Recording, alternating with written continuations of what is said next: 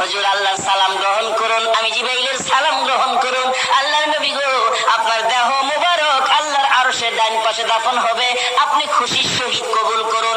আমার নবী কোনো কথা কয় না, দুইটা চোখের পানি ঝরঝর করে ছাড়তেছে।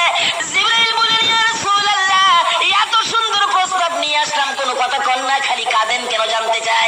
আমার নবী বলেন, জিবরাইল রে, তোমার জন্য খুশির খবর হতে পারে, আমি খুশি হতে পারলাম না। কেন পারলেন না রে জিবরাইল?